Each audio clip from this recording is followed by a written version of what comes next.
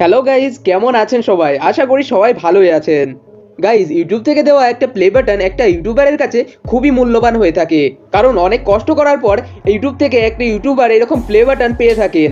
কিন্তু গাইজ, অনেকের মনে একটি প্রশ্ন আসতে পারে যে ইউটিউব থেকে পাওয়া এই প্লে বাটনগুলো কিসের সাহায্যে তৈরি করা হয়?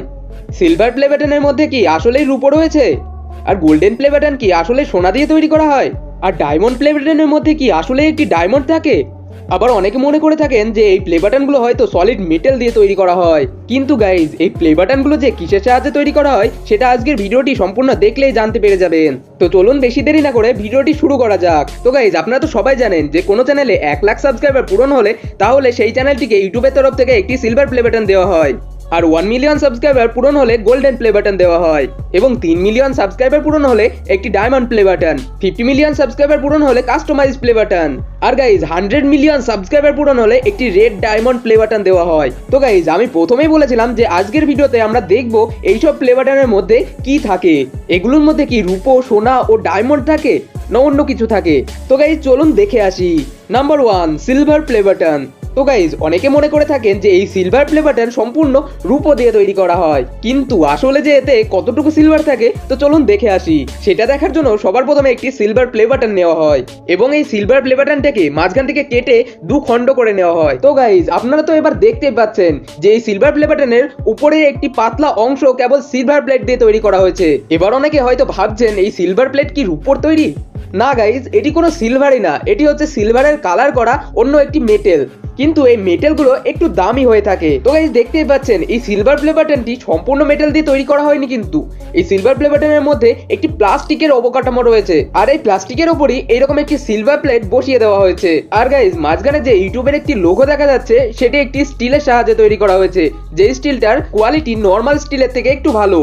Number 2, golden play button. Golden play বাটনের নাম শুনলে অনেকে হয়তো ভাবেন যে এই গোল্ডেন প্লে বাটন সম্পূর্ণ সোনা দিয়ে তৈরি করা হয়েছে, কিন্তু গাইজ, এর মধ্যে আসলে কতটুকু সোনা আছে তো চলুন দেখে আসি। এর জন্য একটি গোল্ডেন প্লে বাটনকে নেওয়া হয়, যেটিকে একটি মেশিনের মাধ্যমে মাঝখান থেকে কেটে 2টি খণ্ডে বিভক্ত করা হয়।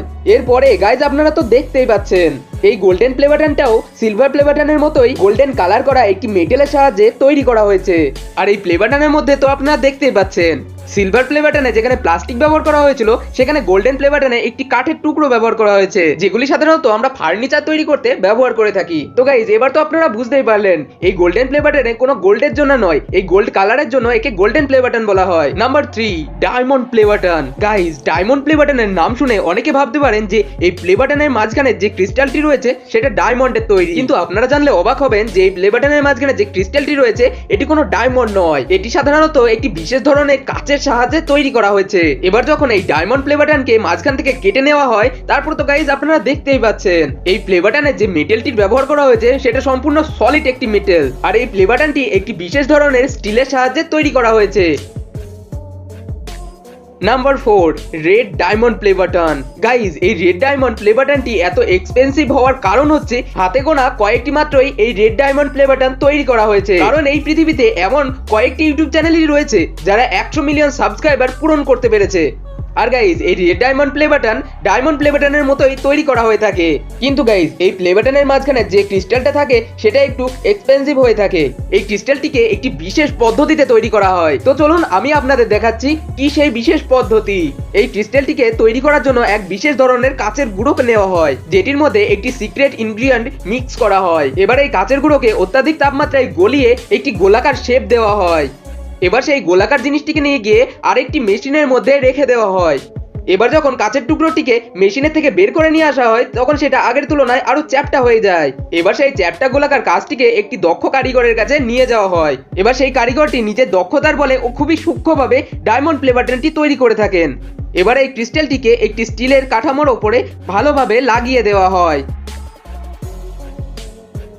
তো গাইজ, আপনারা যারা ভাবতেন সিলভার প্লে বাটনটি আসল সিলভার দিয়ে, গোল্ডেন প্লে বাটনটি আসল গোল্ড দিয়ে এবং ডায়মন্ড প্লে বাটনটি আসল ডায়মন্ড দিয়ে তৈরি করা হয়ে থাকে, তারা এই ভিডিওটি দেখার পরে বুঝতেই পেরেছেন যে এগুলি কিসের সাহায্যে তৈরি করা হয়ে থাকে। কিন্তু গাইজ, এই প্লে বাটনগুলো রূপো, সোনা এবং ডায়মন্ড দিয়ে তৈরি করা না হয়ে থাকলেও এই প্লে বাটনগুলো একটি ইউটিউবারের কাছে খুবই দামি হয়ে থাকে। তো গাইজ, এই ছিল আজকের কতগুলো ইন্টারেস্টিং জিনিস। আর আপনারা যদি এইরকমই ইন্টারেস্টিং আরো ভিডিও দেখতে চান তাহলে আমাদের এই ভিডিওটিকে একটি লাইক করে চ্যানেলটিকে সাবস্ক্রাইব অবশ্যই করে দেবেন। তো আবার দেখা হচ্ছে নেক্সট একটি ইন্টারেস্টিং ভিডিও নিয়ে। ততক্ষণ ভালো থাকবেন, সুস্থ থাকবেন।